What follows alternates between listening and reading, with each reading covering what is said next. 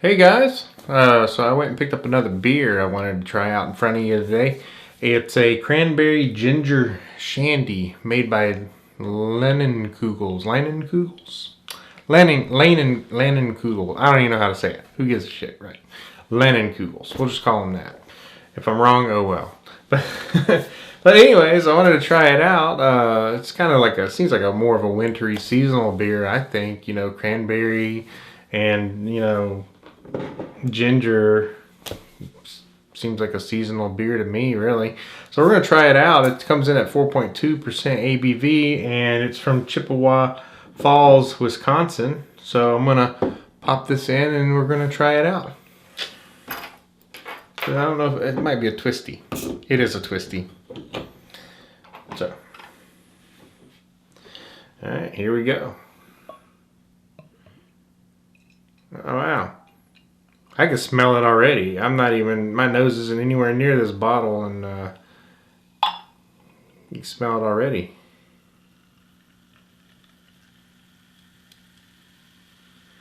All right. I haven't even smelled this shit, and I can already smell it. I smell the cranberries from here. So let's check it out, shall we? Whoa. Oh, smell the cranberries. I'm picking up some other sweet note in there. I'm not sure. Cranberries. I can't. Ginger. I'm not. Maybe I'll taste the ginger. I'm not really smelling it. I smell the cranberries big time though. Oh, gee. Well, let's give it a taste test, shall we?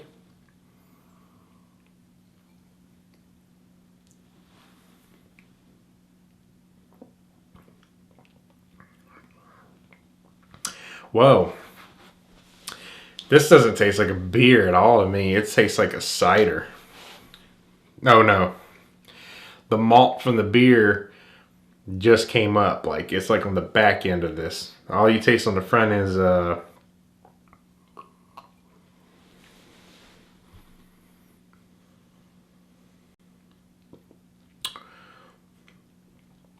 I taste is cranberry, and I can taste the ginger. You can taste both of them pretty well in this one. Not very clear beer either, huh? So I guess not even the bigger brewers still have a clarity issue, I guess, with their beer sometimes. And craft brewers, yeah. And Leinenkugels, I did a little research on them just to kind of know a little bit about them before I popped their bottle open. But they were a craft brewery, family-owned craft brewery over 130 years ago, when I understand. And they went through World War II and the Prohibition. And during the Prohibition, they weren't allowed to sell alcohol, so they ended up selling soda water. They started selling sodas, like Coca-Cola or something. But just like a generic version, I guess. But it's really carbonated, man. I'm burping. I'm burping my ass off. It's so carbonated, but to get back on par here, I didn't know this until after I bought the beer. And I know there's some big beer companies. People hate big beer companies nowadays, especially if you're in a craft brew. I know a lot of you. I don't want to say a lot of you, but I know there are people out there that will not give their money to a big beer company whatsoever. And I'm not really that way. I like some of the big beer companies' beers, but I prefer craft because I think there's just more effort put into craft beer, and you can taste it when you drink it versus just drinking that watery stuff they call beer, or what I used to know as beer until I got into craft beer. But yeah, they got bought by Miller. Miller Brewing Company bought them. So, and I've seen this with a lot of big beer companies buying small craft brewers, because if they can't beat them, buy them, right? Who else? Coors bought Blue Moon, and they bought another Goose Island. I think it's Goose Island. They bought them, so they're just buying these small craft brewers, because they're seeing all this success and they're losing a portion of the market to them. So, I mean, like I say, can't beat them, buy them, right? But we'll always have home brewers that are turning into big brewers or craft brewers, micro brewers or nano brewers, not big brewers. They usually sell out to a big beer company before they get that big usually. So, but a macro craft brewing or micro craft brewing or just having a brew pub where you serve food and you brew your own beer and serve it to customers. So many different ways to sell your craft beer if you get licensed and everything. Funny story, I'll keep this short. For my business plan, for my bachelor's degree, I had to put a business plan together for, as my final project, and it was for a craft brewery.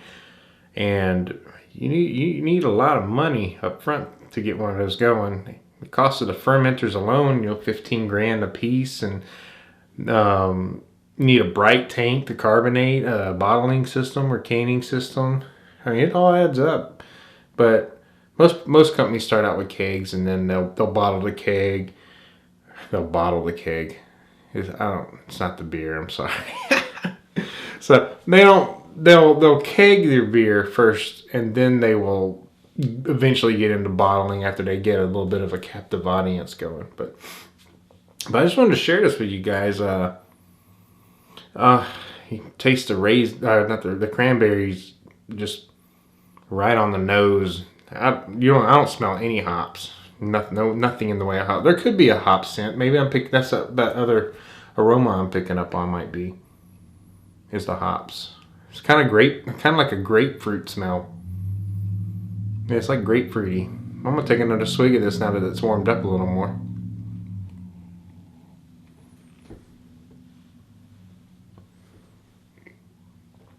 Yeah, that's good. I like it. But like I said, it was in the craft beer section. I picked it up, decided, hey, another wacky flavored beer. So I decided to try it out. I'm gonna try to find some crazier stuff though. I'm gonna go to we have a liquor store here in Houston called Specs. And Specs, they sell all kinds of wines, liquors, craft beer. A huge selection of craft beer, and I think they really help keep the craft beer market going in Houston because they just have such a wide assortment of craft brews. And there's so many craft breweries out there that a lot of them have a hard time getting into a store because there's just so many craft brewers trying to get their product on shelves. But yeah, I'm gonna go to Specs because Specs usually has chili pepper beers and chocolate beers and vanilla porters and all kinds of spicy, random, weird beers and stuff. So I want to try one of those with you guys here soon. But yeah, I appreciate you subscribing. Those of you who subscribed, thank you very much. I really, really am trying to build a good subscriber base. I want to be able to share what I do with you guys, and also I like to see what everybody else is doing as well. So, but if you haven't subscribed, please do. And like I said, those of you that have subscribed, I appreciate every bit of it. And I have a lot more content coming your way. So stay tuned and have a great weekend.